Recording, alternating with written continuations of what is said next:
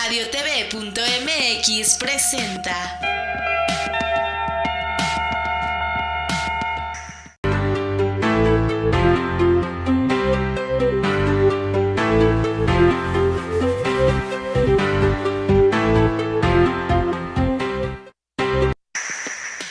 ¿Qué tal? ¿Qué tal? Muy buenas tardes, Vale, ¿cómo estás? Hola Horacio, muy bien, ¿y tú? Bien, bien, bien. Pues ya de nuevo, tardecita de, ya no sé si de lluvia o no lluvia, porque ya nos tienen amenazados que va a llover mucho, pero la realidad es que llevamos días que ya solo en las noches llueve, en fin. Sí, creo que no va a llover. Parece que no, esperemos. Ahora hasta el fin de semana para las fiestas del 15, ¿no? Sí, ojalá tampoco llueva el 15 para salir a echar ahí una fiestecilla al Ah, Zócalo o a donde sea. sí, ya te vi ganas, ya te vi ganas. Oye, pues hoy, 11 de septiembre, se cumplen 17 años de los atentados contra las torres del World Trade Center de Nueva York, que evidentemente cambiaron mucho la forma en que entendemos hoy el mundo y pues que se ha reflejado en todo, ¿no? Estamos en tiempos que de alguna forma los muy jóvenes tendrán que entender que son resultado de lo que pasó en aquellos tiempos. Y bueno, precisamente ya que estamos hablando del 15 de septiembre, el 15 de septiembre se van a cumplir 10 años de que estalló la burbuja subprime en Estados Unidos, con la quiebra de una financiera de Lehman Brothers. 10 años ya, fíjate, tanto que se habla de la crisis de la burbuja inmobiliaria que se armó en Estados Unidos, pues ya estamos, el tiempo pasa volando, ¿no? Y ya son 17 años del famoso 11 de septiembre de Nueva York, todo lo que nos ha traído como consecuencia. Seguimos viviendo todo un mundo en paranoia, un mundo con medidas de seguridad pues, que ya son parte de nuestra vida, y con la parte de lo que tiene que ver con los 10 años de la crisis subprime, que esa crisis subprime pues puso en entredicho todo el sistema financiero mundial. Hoy que vivimos crisis recurrentes y que de pronto se habla de la posibilidad de que haya otra burbuja subprime que pueda volver a tronar, pues ya la memoria es reciente, ¿no? Ya a lo mejor tú todavía estabas muy pequeñita, pero sí estamos hablando de que es una crisis que sí fue muy fuerte, que afortunadamente en México no tuvo las consecuencias que tuvo en otros lugares del mundo, pero que sí pone el acento cuando se tiene que revisar con detalle todo lo que tenga que ver con el mercado hipotecario. Ahora que estamos con un escenario de cambio de gobierno, pues entender lo importante que resulta cuidar con mucha atención todo lo que tenga que ver con entregar crédito hipotecario. Entregar los créditos es fácil, el tema es cobrarlos y administrar bien los recursos, ¿no? Entonces, pues estamos con esos aniversarios y obviamente, ¿qué más decías? Y algún cura loco que se puso a tocar campanas en los mismos días, ¿no? Pero bueno. Así es, Horacio, creo que hay que tener en cuenta todos estos aniversarios que se vienen, como el de hoy, como el del 15 y también el de la próxima semana, claro, el del terremoto del 85 y del 2017. Pues sí, aniversarios y seguimos en un proceso de transición lleno de información, lleno de noticias. ¿Tenemos un enlace telefónico? ¿A quién tenemos en la línea? Al notario José Higinio. Ah, tenemos al notario. ¿Qué tal? José Higinio Núñez y Bandera, notario 112 en la Ciudad de México. ¿Qué tal? Muy buenas tardes. ¿Qué tal? Buenas tardes, ¿cómo está? A todo dar, pero con el gusto de platicar con ustedes ahora que estamos en septiembre, que has hecho tradición en la Ciudad de México, que es septiembre, el mes del testamento. Estamos en el mes del testamento. ¿Qué es esto? Exactamente. Bueno, estamos en el mes patrio, que también corresponde al mes del testamento. Así es. ¿Y en qué consiste esta parte del mes del testamento? ¿Qué es los beneficios que tienen para la gente? Primero, si nos ayudan a entender por qué es tan trascendente que la gente tengamos esta cultura de hacer testamentos y de darles el justo valor como parte de nuestra cultura financiera y de nuestra forma de vida. Bueno, en primer lugar, esto tiene que ver con el orden de los documentos de las personas, con el orden de su patrimonio, el respeto a la propiedad privada y pues al orden jurídico que debe de existir en toda sociedad para que haya claridad en la transmisión patrimonial. Es importante tener en orden pues las escrituras y los títulos de propiedad de los bienes, y es importante también tener un testamento, que es el único medio, para que la persona designe en forma voluntaria quiénes serán sus sucesores, a quienes quiere dejarle los bienes al llegado el momento de su muerte. México es uno de los países privilegiados en este sentido, de que depende totalmente de la voluntad de la persona el hacer la designación de sus herederos o sus legatarios, sin ninguna limitante, y puede instituir a quien desee y en las proporciones que quiera. Por lo tanto, pues es una oportunidad que no hay que desperdiciar para poder decidir quién y de qué manera quiere uno disponer de sus bienes el día que uno llegara a fallecer. Ahora, tradicionalmente tenemos la mala percepción de que hacer un testamento es una cosa solo para ricos y que cuesta mucho dinero. Esto, pues, me parece que no es así, pero ¿qué hay de cierto en esta apreciación de la gente? A ver, la gente está dispuesta a gastarse miles o cientos de miles de pesos para ir a ver un partido de fútbol. Así es, fuera de México, y en cambio no es capaz de invertir pues una cantidad mínima para hacer una cosa tan importante como es el testamento, ¿no?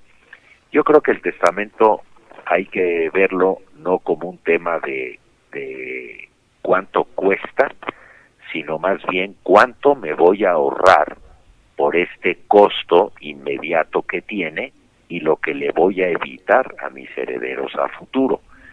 Y así es como hay que verlo. En el mes de septiembre, si bien es cierto que hay un descuento importante en el costo del testamento, yo creo que lo importante no es el descuento, sino el recordarnos que debemos de hacer nuestro testamento, no solo en septiembre, sino en cualquier mes del año, porque desgraciadamente las personas no fallecen solamente de octubre en adelante, ¿verdad? También se fallece en enero, en febrero, en marzo. Y generalmente no lo tenemos planeado, yo no lo tengo agendado, pero sí es cierto, son el tipo de precauciones además, que uno no toma, ¿no? Eso es totalmente cierto, y qué bueno que no sepamos cuándo nos vamos, hombre, porque ha de ser terrible. Pero el tema, yo creo que como atinadamente lo dice usted, es primero la falsa creencia de que resulta caro o de que es un tema solamente de ricos. Y esto es falso porque pues todo mundo tiene un patrimonio, y ese patrimonio, entre más pequeño es, pues más importante es cuidarlo. Sí, claro. Y ver que se transmita con los menos costos y las menos dificultades a los herederos. Y a mí de nada me interesa que mi vecino tenga un patrimonio enorme. A mí lo que me interesa es mi patrimonio, que para mí pues es todo lo que yo tengo y lo que puedo dejarle a mis hijos, a mi esposa, o a mis parientes, o a las personas a quienes yo quiero heredar. Y el otro tema que también es falso es el pensar que es un tema solamente de ancianos, o mejor dicho, de moribundos, que ya que se está uno muriendo es cuando hay que hacer el testamento, lo cual también es falso. Y déjeme darle un ejemplo. ¿A quién cree usted que le sirva más un testamento? ¿A una persona de 90 y tantos años con hijos de 70 y tantos?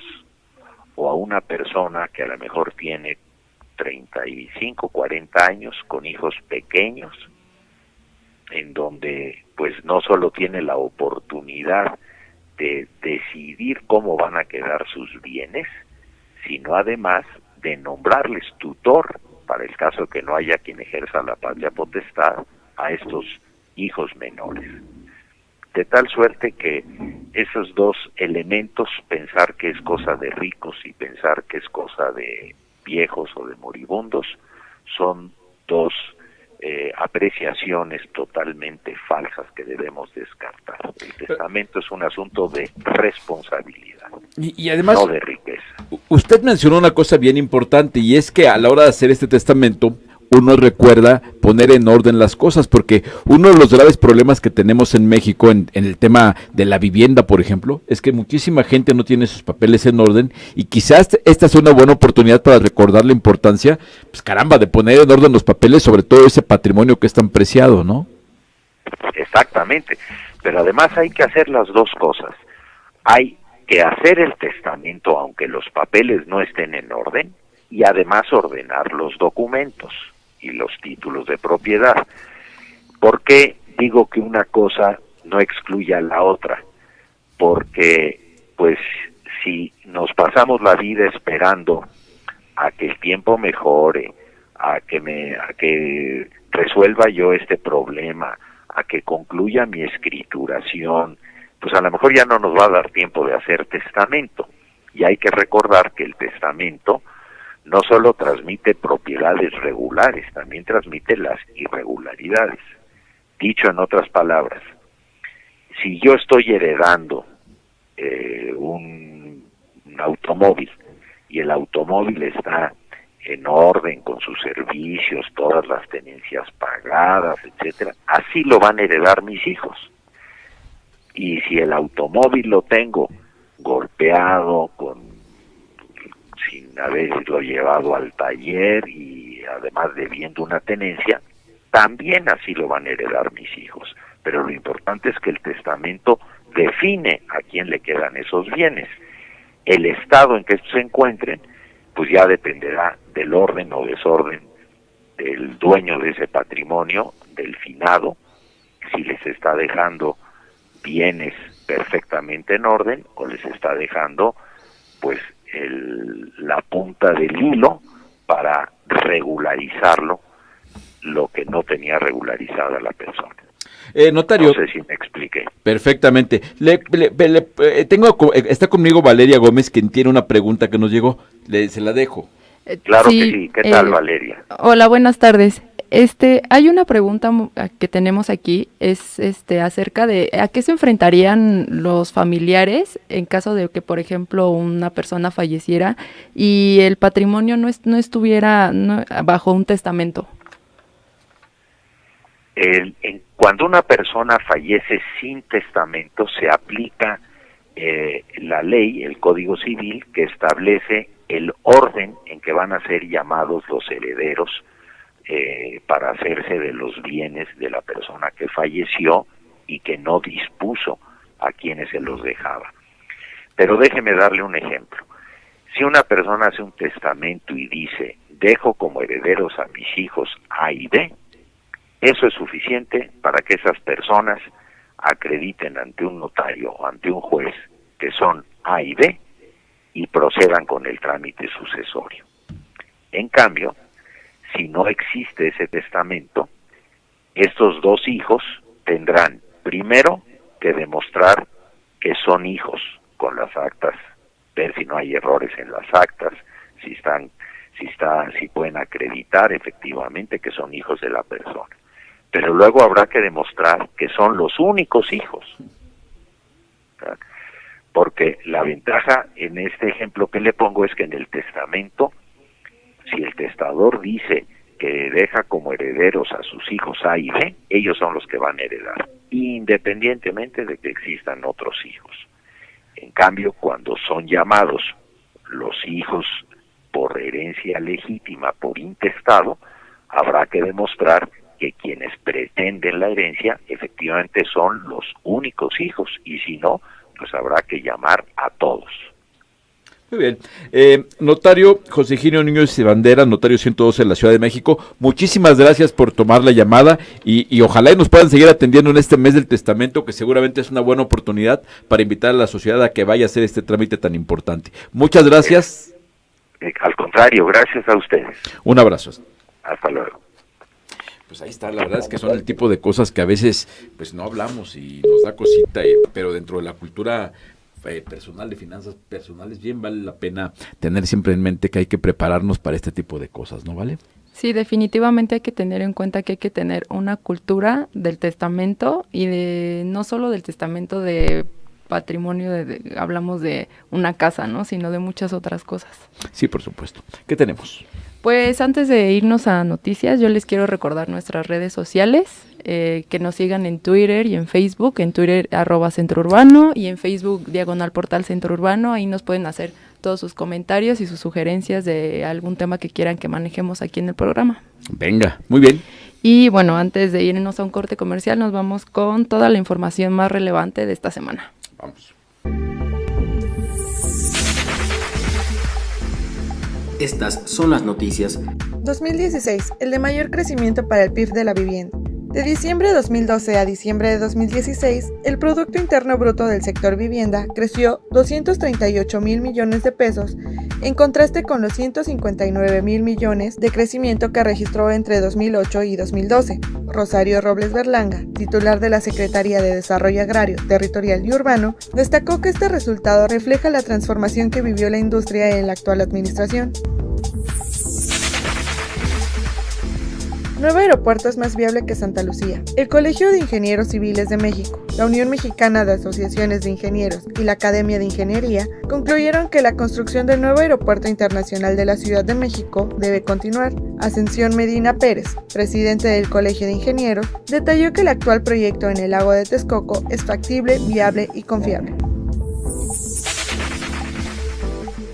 Acuerdos en Telecom favorecen al sector inmobiliario. Gonzalo Robina, director general adjunto de Fibra 1, aseveró que para el cierre del 2018, el sector inmobiliario podría tener un panorama positivo tras los acuerdos establecidos entre Estados Unidos y México. Señaló que inversionistas han colocado bonos en la bolsa de valores para continuar con sus desarrollos, por eso es que el sector industrial mexicano no frena el balance de sus actividades. La arquitectura es monitor para nuevos desarrollos urbanos. El Museo de la Ciudad de México es sede de la exposición colectiva Territorios y Vivienda, que muestra la importancia de la arquitectura en las construcciones de la actualidad. Alberto Calach y Carlos Cedillo, coordinadores de la exhibición, indicaron que la muestra representa lo necesario que es planear el territorio nacional bajo un enfoque en áreas naturales, agrícolas y urbanas.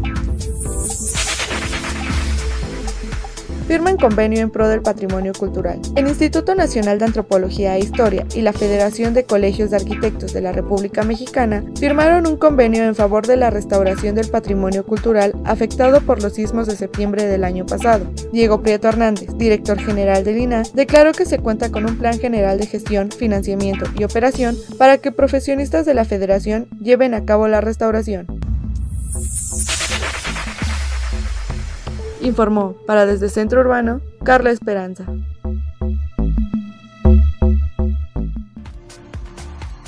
¿Te gustaría ser parte de la segunda temporada de nuestra serie Vivienda y Ciudad? Escríbenos a contacto@centrourbano.com para más información y revive la primera temporada en nuestro canal de YouTube, Centro Urbano, en la sección de Vivienda y Ciudad.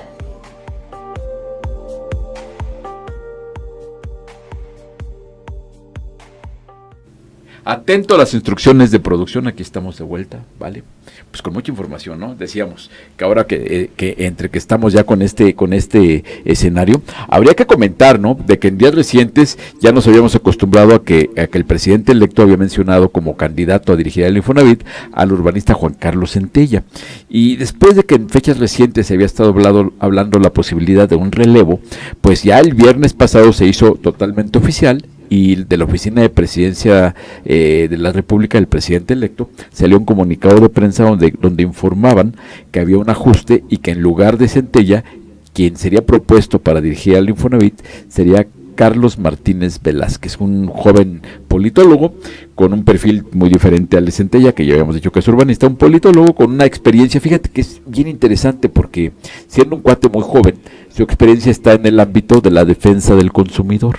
Entonces uno pensaría que puede ser un perfil que cupiera bien en el instituto. Obviamente hay que entender que el instituto es ante todo una institución financiera, es un banco. Entonces ojalá que quien llegue entienda que aunque no sea su vocación natural, personal, decir yo no soy banquero, pero reconozco que esto es un banco y así tengo que entenderlo, porque vaya, sí me parecen perfectas toda la política social, me parece perfecta las teorías para defender a los derechos del consumidor, pero todo que tiene que ir de la mano con la solidez financiera del instituto para que se mantenga pues, lo que es, ¿no? Un fondo que forma parte del sistema para el ahorro, para el retiro de los trabajadores, son millones de trabajadores. Y para seguir platicando, tenemos en la línea a Jesús Sandoval, que es el director general de Ruba, una de las empresas desarrolladoras de vivienda más grandes del país. Querido Jesús, ¿cómo estás? Muy buenas tardes. Muy bien, Horacio, pues muy buenas tardes, gusto en saludarte por este medio. Oye, pues... A ti y a tu auditorio. Oye, pues muchas gracias y pues seguimos avanzando, ¿no? Ya sabes que lo único inexorable en esta vida es que el tiempo va pasando, ya estamos de lleno en la transición, ya han venido eventos, ya está habiendo ajustes en lo que se dice de política, afortunadamente el sector sigue caminando bien. ¿Tú cómo te sientes como empresario de la vivienda en esta etapa del año? ¿Va avanzando bien? ¿Estás preparándote ya con todo para el año que viene? ¿Cómo estás trabajando en Ruba? Oye, Horacio, bueno, nosotros sí tenemos un comportamiento, ya te lo he comentado en otras ocasiones, un poco atípico, porque estamos en un año, contradictoriamente, en un año aparentemente de mucha incertidumbre, pues nosotros decidimos meter todo el acelerador, contrario a lo que habíamos hecho el año pasado. Le apostamos, no le tuvimos miedo a la elección, no solo mantuvimos el ritmo, sino le apostamos un crecimiento importante de 2 dígitos para este año, y gracias a Dios y a la madurez de las instituciones en México, pues no pasó nada en las elecciones y seguimos creciendo. Y lo más interesante de esto es que el sector sigue creciendo. Antes veía unas cifras hoy en la mañana, por ejemplo, que el primer semestre el sector crece un 3.4%, mientras que la economía tiene un crecimiento del 0.8%, o sea, el sector sigue creciendo en inversión arriba de la tasa de crecimiento de la economía nacional. Y en el caso de Ruba, te digo, como tuvimos un semestre muy bajo el año pasado, pues ahorita traemos crecimientos exorbitantes, un crecimiento muy, muy grande, pero lo importante es que a medida en que vaya avanzando el año, y así ha sucedido, vamos a terminar con un crecimiento ya ahorita muy bien calculado, como de un 25% en ingresos y más o menos un 20% en utilidad.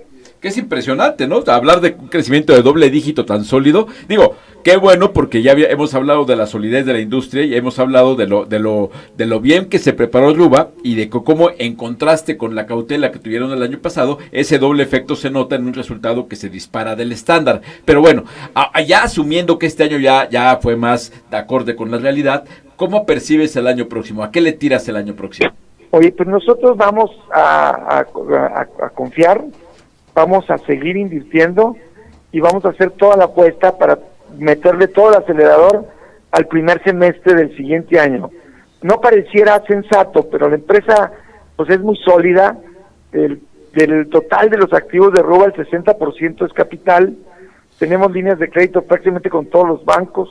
Nuestra calificación de deuda es de A más, con Fitch y de A con Standard & Poor's. Tenemos muy buena calificación de deuda.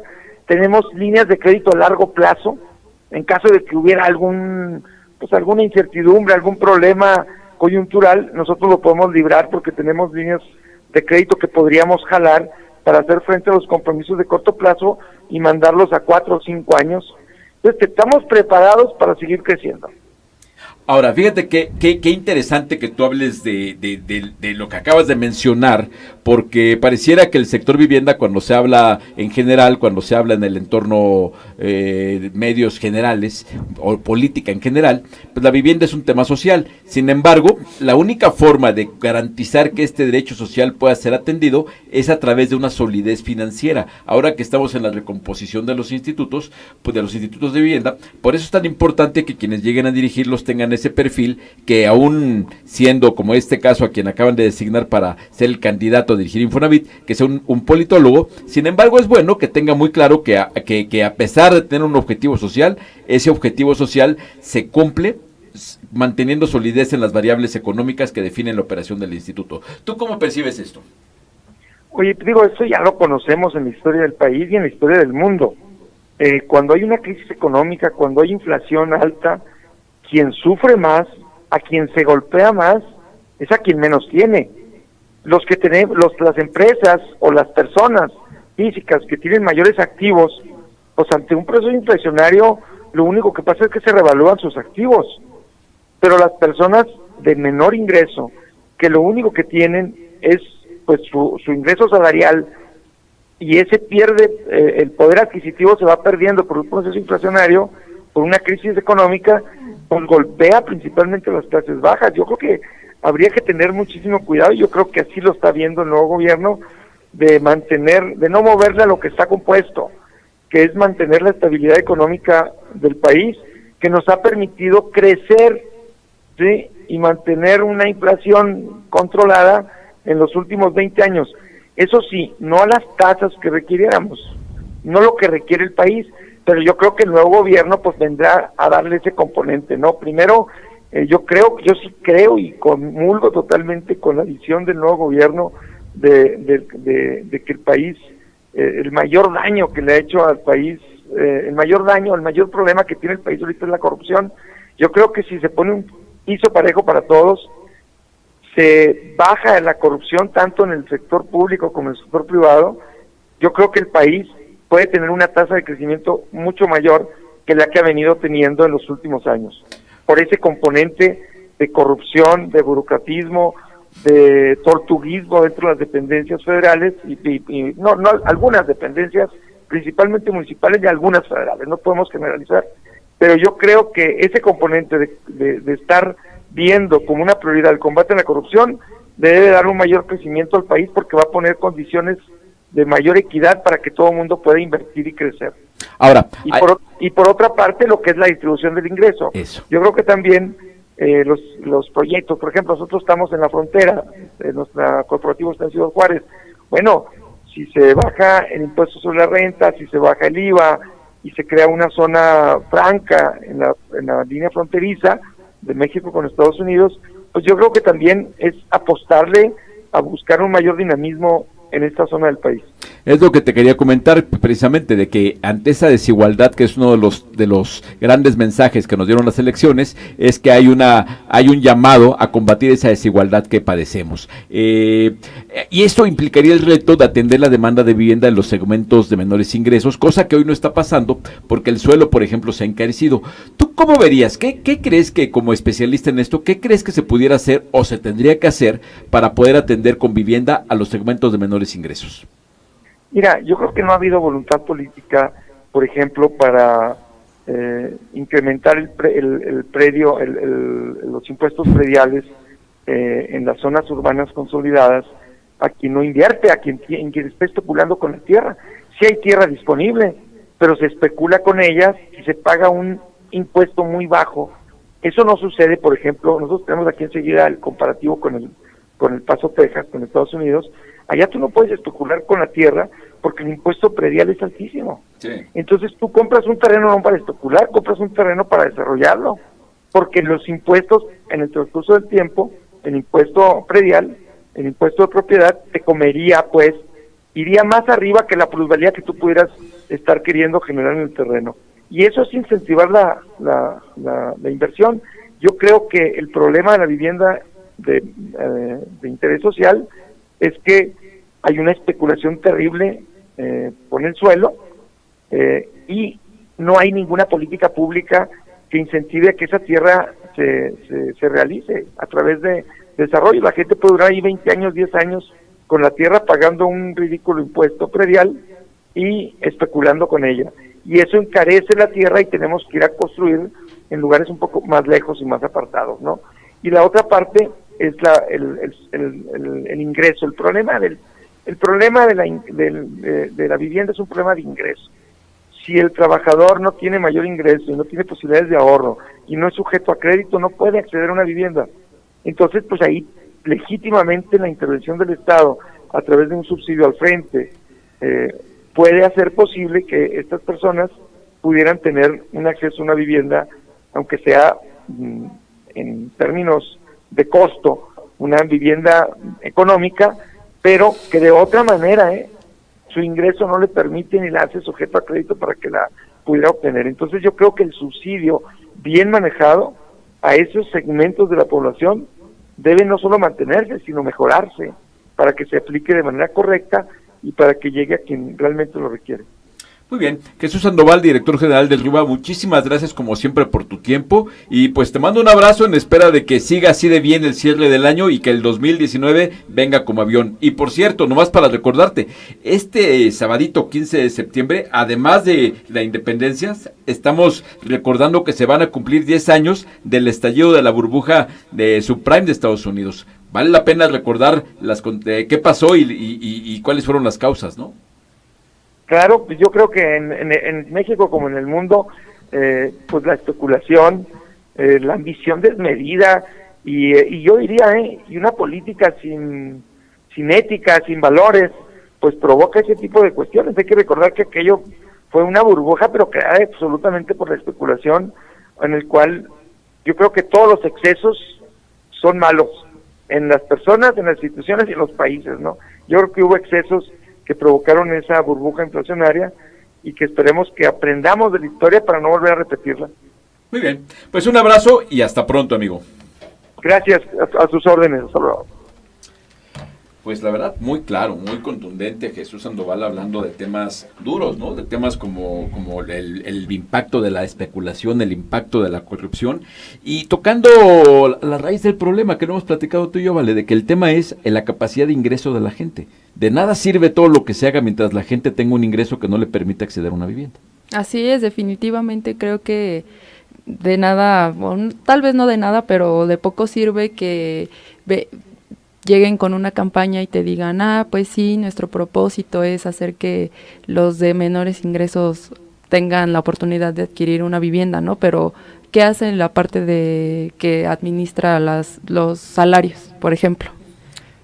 Sí, claro, pues el tema es cómo hacer para que tengamos un desarrollo económico, porque el tema no es tan fácil como decir vamos a subir el salario a todos. No, por supuesto que no. Suben ahora los precios de todo y nos metemos en una espiral absurda. El tema es cómo lograr que seamos más productivos, no como empresas, no como personas, sino como país, y que esto que dice Jesús, que en lugar de crecer al 2%, que no es malo, porque en el mundo está la cosa difícil, vaya, tampoco hay que tirarnos al piso por un crecimiento del 2% cuando vemos lo que pasa en otros países que están quebrando, pero sí sería deseable que el país estuviera creciendo a un ritmo, vaya, no sería deseable, es indispensable para que la gente esté mejor, que el país crezca por lo menos al doble de lo que estamos creciendo. Y bueno, ¿qué tenemos, Vale?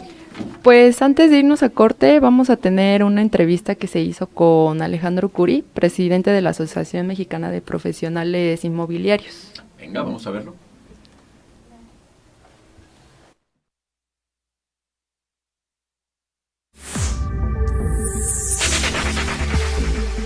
Con el fin de atender los retos, Foviste y la banca comercial deberán adaptarse a los tiempos e impulsar un programa de movilidad hipotecaria como el Infonavit lo hizo con Cambiavit, aseguró Alejandro Curi Pérez, presidente de la Asociación Mexicana de Profesionales Inmobiliarios, AMPI. En entrevista, el representante de los agentes inmobiliarios señaló que la experiencia del Infonavit con el programa permitirá que la adopción de un esquema de movilidad por parte de estos organismos sea mucho más fácil. Consideró que en este marco, la AMPI jugará un papel muy importante. Nosotros ya sabemos cómo, ya tenemos la plataforma tecnológica, digamos que que el Foviste se subiera a este tren sería mucho más sencillo, mucho más económico, ya hablando en plata, ya no se necesitarían tantos recursos, sería mucho más rápido. Bueno, la recomendación sería que fuera un programa similar, idéntico, o sea, no hay por qué inventar algo que ya existe, ¿no? Esto eventualmente también empezará a permear a todos los bancos, todo el sector bancario. Aunque el sector bancario solamente representa el 35% del crédito hipotecario en el país, es muy importante por los montos que maneja, ¿no? Sobre el programa Cambiavit, Curi Pérez recordó que Infonavit y AMPI firmaron un convenio de colaboración para impulsar el esquema.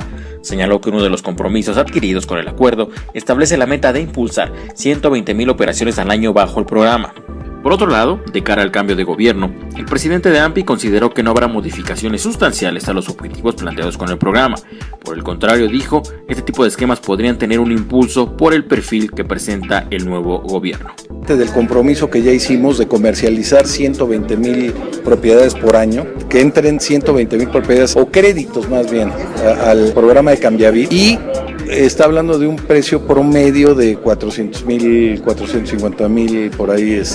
Entonces, con base a esas cifras es que él llega a los 40,000 millones de pesos en 5 años. Todos deseamos que esta visión mejore con el cambio de gobierno, que el próximo gobierno traiga, como es un gobierno que llega con una visión más social, una visión más cercana a los trabajadores, al sector obrero, creemos que estos programas van a tener un impulso mucho mayor al que tuvieron en administraciones anteriores. En relación a la operación de Cambiavit, Curi Pérez explicó que a la fecha, la bolsa inmobiliaria creada para alimentar al programa y promover el cambio de vivienda cuenta con 30,000 inmuebles.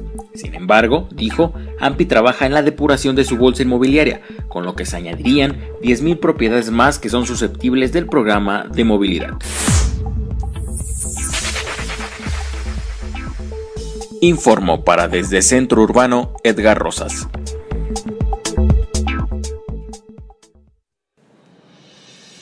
Sé parte del evento más destacado del sector vivienda, la 17ª entrega del premio Hombres y Mujeres de la Casa. Para más información, escríbenos al correo contacto@centrourbano.com y visita nuestra página web hompresymujeresdelacasa.com. No te quedes fuera. Estamos de vuelta y tenemos en la línea a Marco Bejarle, que es representante de Canadevi Valle de México. Marcos, querido, ¿cómo estás?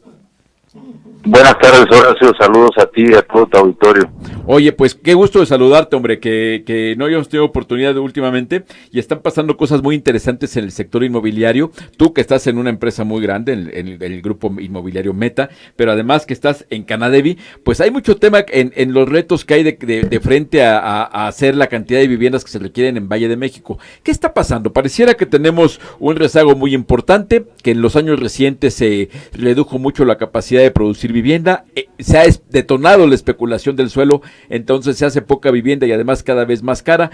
¿Cómo percibes todo esto? ¿Hay posibilidad de que en algún momento se vuelva a hacer vivienda para los segmentos de bajos ingresos? Mira, te lo digo con plena certeza.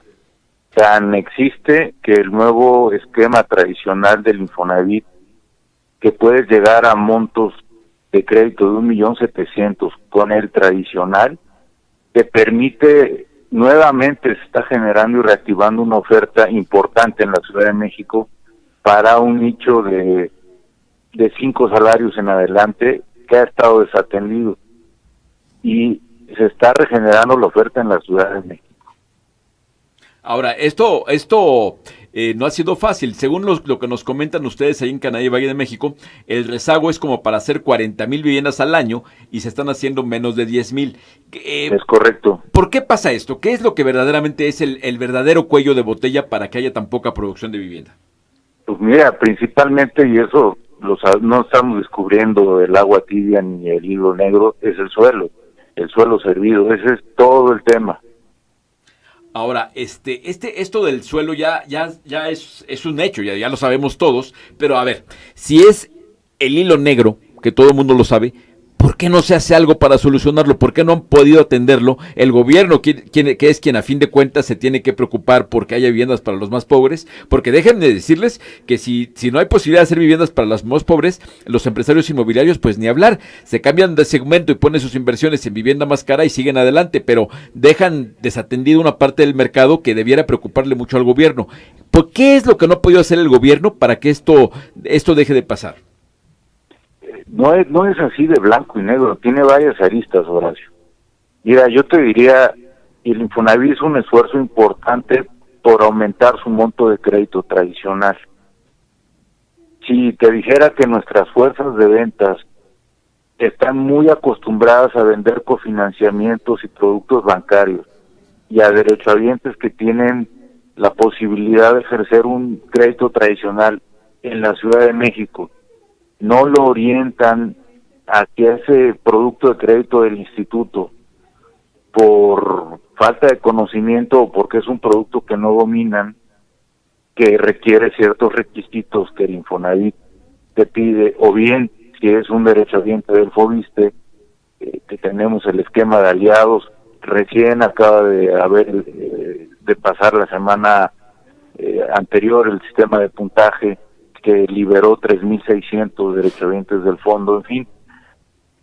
Ahí están los esquemas. Creo que sí hay una parte, como tú bien dices, el gobierno actualizó sus productos de crédito, te hablo del Infonavit puntualmente, pero también hay otra parte, siendo autocríticos, que nuestras fuerzas de ventas necesitan permanente capacitación porque no orientan, en mi opinión muy personal, al derechohabiente como debe ser. Oye, Marcos, pero ahora, hay un tema de que viene un cambio de gobierno. ¿Qué es lo que tendríamos que sugerirle a la doctora Sheinbaum, que ahora que entre en gobierno, qué es lo que podría hacer ella para multiplicar la oferta de vivienda y sobre todo que esa multiplicación de oferta permita que haya vivienda de bajo costo? Mira, voy a nombrar al autor que tú lo conoces, mi expresidente de Canadá y Valle de México, el arquitecto Alex Meta. Propusimos en su momento a la CONAVI, cuando estaba ahí el Cano, un programa piloto para generar vivienda de 800,000 pesos en la Ciudad de México. Y le requeríamos del gobierno federal, del gobierno local y de los desarrolladores. Establecíamos compromisos. ¿Qué pedíamos? Que se nos quitaran cargas impositivas, licencias, los cajones obligatorios de estacionamiento, que nos liberaran de esa obligatoriedad, y el compromiso que establecíamos era cajones para visitantes, promover el uso de la bicicleta y de medios alternativos de transporte, generar oferta acerca del metro, de las vías de comunicación o de las vías de transporte. Era un programa totalmente integral que se lo presentamos a la CONAVI en la época de Ariel Cano, nuestro expresidente, el arquitecto Alex Meta.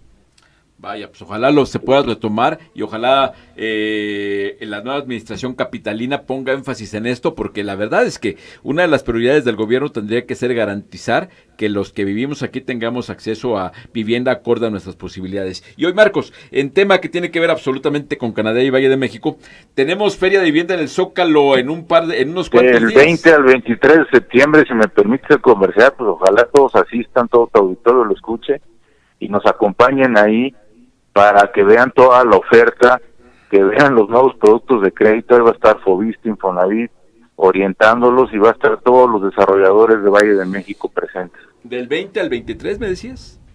De septiembre, sí. Septiembre.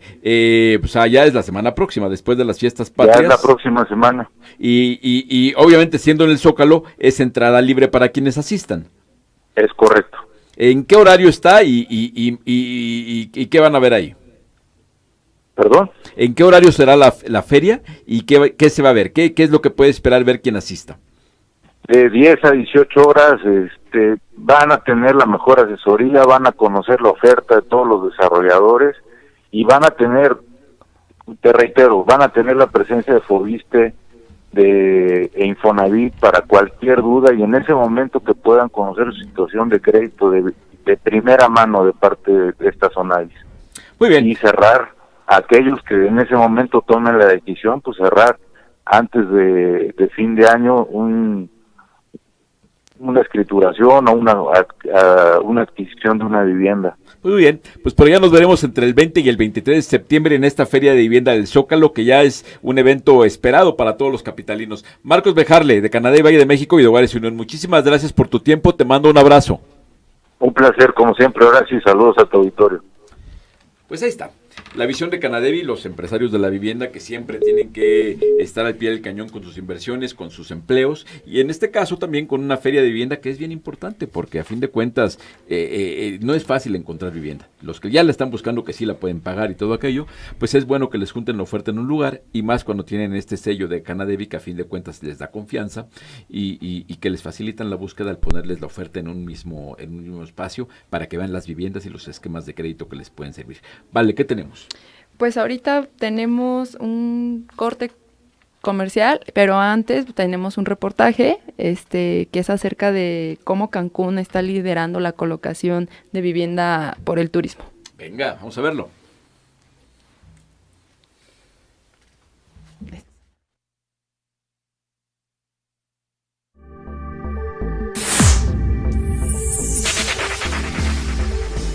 A continuación, escucha el reportaje con Centro Urbano.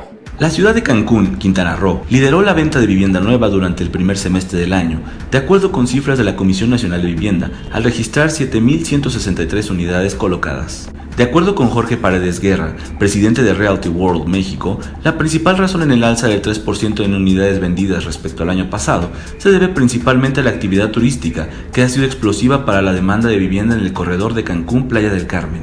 Básicamente va de la mano del crecimiento del sector turístico, que ha sido explosivo en lo que es el corredor de Cancún, Playa del Carmen, ¿verdad? Y eso hace que se genere pues una demanda fuerte de vivienda, y que haya la oportunidad de que esa vivienda pueda estar colocada a todos los obreros, empleados, personas que están atendiendo el sector turístico. En segundo lugar, se encuentra la ciudad de León, donde se colocaron 5.159 viviendas, que, en opinión de Paredes Guerra, este mercado se vio favorecido gracias a la actividad industrial de la región, aun cuando el municipio mostró una contracción de 14.8% respecto al primer semestre de 2017. El municipio de León pues es impactado por la demanda del sector automotriz, que es muy dinámico en toda la zona del Bajío, desde Querétaro hasta todo el estado de Guanajuato e incluso de San Luis Potosí. Entonces esa zona trae una fuerte demanda. En la lista de ciudades con mayor dinamismo en colocación de este segmento, le siguen los municipios de García, Nuevo León, donde se reportó la cifra de 4.978 unidades. Mérida, otra de las ciudades favorecidas por el turismo, con 3.926 viviendas, y la ciudad de Reynosa, Tamaulipas, impulsada por el sector maquilador, que ha venido creciendo de manera importante a lo largo de la frontera. Por otro lado, el directivo de la franquicia inmobiliaria señaló que si bien de enero a julio de 2018 la colocación de vivienda nueva a nivel nacional tuvo una caída del 10.9% en comparación con el mismo periodo del año pasado, principalmente afectado por la incertidumbre electoral, los aumentos en insumos de construcción y la renegociación del Tratado de Libre Comercio, en los últimos meses se ha vuelto a recuperar la confianza para lograr un mejor cierre. La gente se haya vuelto a compraventa de inmuebles. Y hemos visto en nuestros indicadores los niveles de colocación o de cierres de operaciones de compraventa, los que son de nuestra compañía de Realty World a nivel nacional, indican que en esos 2 meses se han incrementado la velocidad de la colocación de operaciones de compraventa en relación con los meses o el semestre previo a la elección, ¿no? Reportó para Centro Urbano Fernando Navarrete. ¿Te gustaría ser parte de la segunda temporada de nuestra serie Vivienda y Ciudad? Escríbenos a contacto@centrourbano.com para más información y revive la primera temporada en nuestro canal de YouTube, Centro Urbano, en la sección de Vivienda y Ciudad.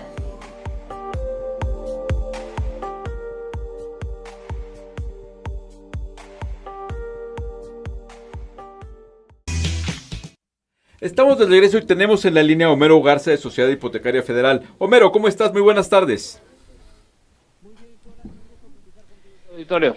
Pues bien, contentos y viendo que mañana, entre tantas cosas que ha estado haciendo la Sociedad Hipotecaria Federal, parte del tema es estar presentando sus proyectos, capacitando a la cadena de producción que tiene que ver con los productos inmobiliarios, y mañana están realizando un evento que tiene como tema hablar sobre uno de los productos que se desarrollaron en este sexenio, que fue el financiamiento de la infraestructura. Primero, platícame qué es eso de financiamiento de la infraestructura, qué es y a quién está dirigido.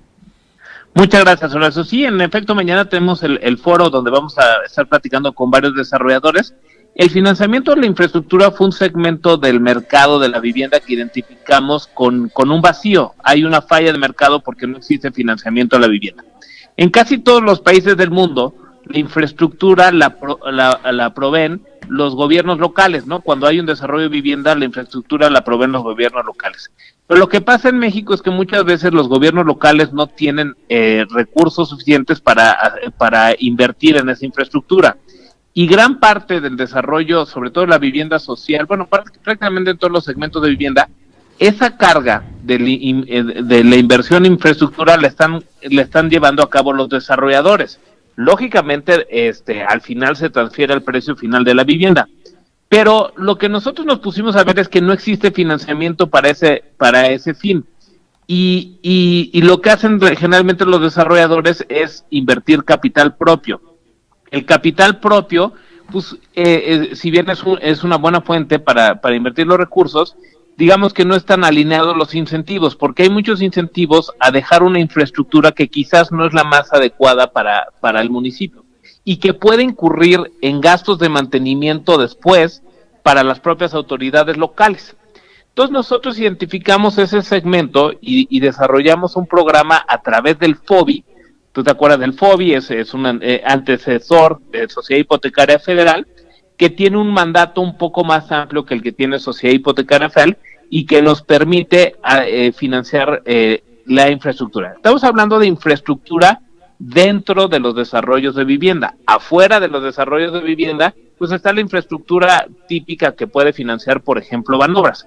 Pero lo que estamos haciendo es decir, aquellos proyectos que tengan buenos estándares de sustentabilidad, que incluyan espacios públicos y que estén de acuerdo con la visión general de la política de vivienda, bueno, que puedan recibir un financiamiento por parte de FOBI cuyo costo financiero es mucho más bajo que el capital.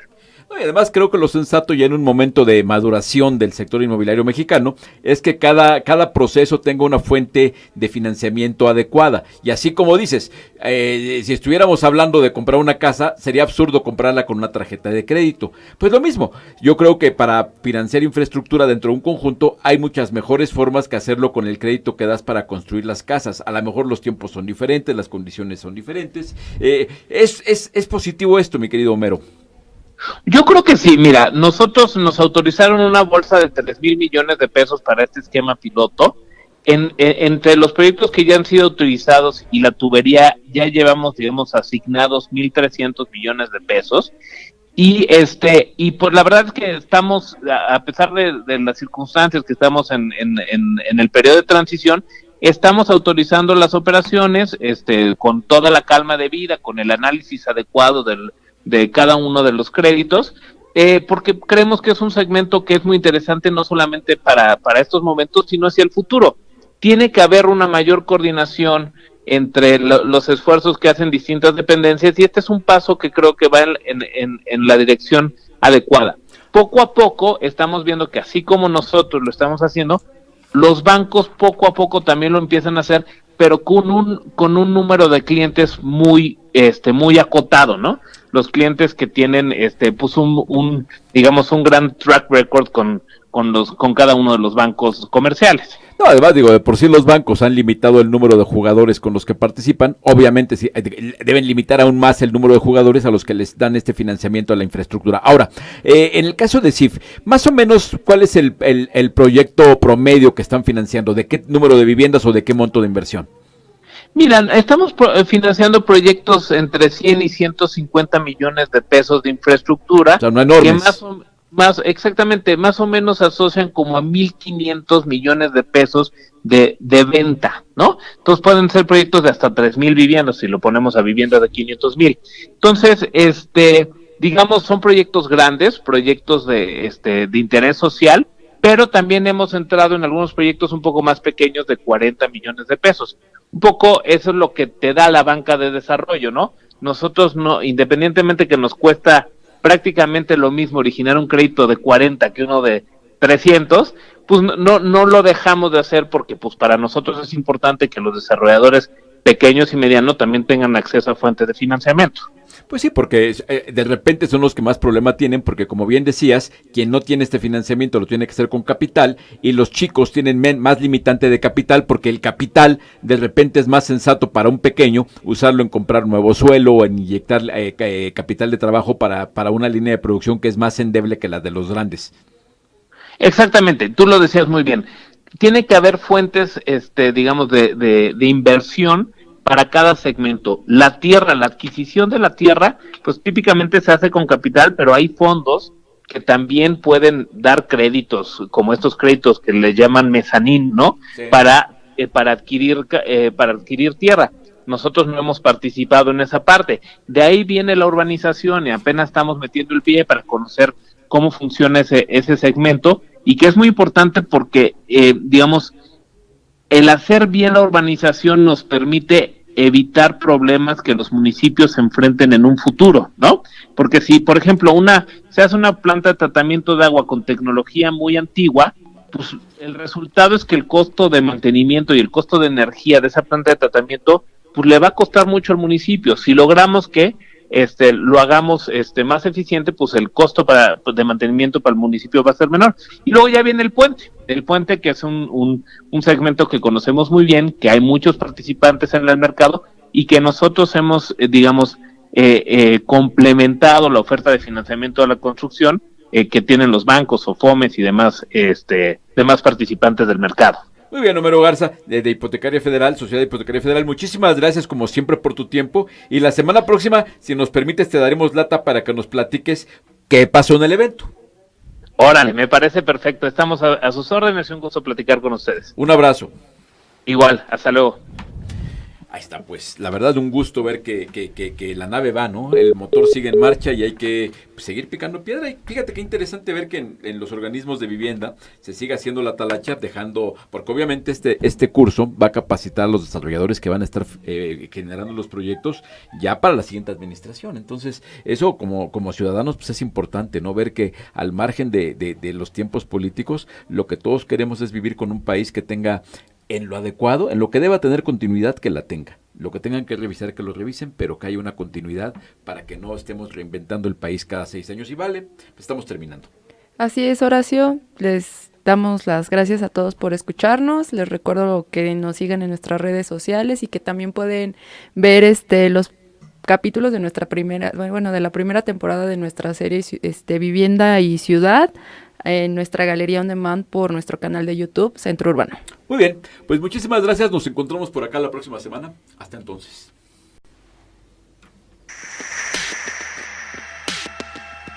RadioTV.mx presentó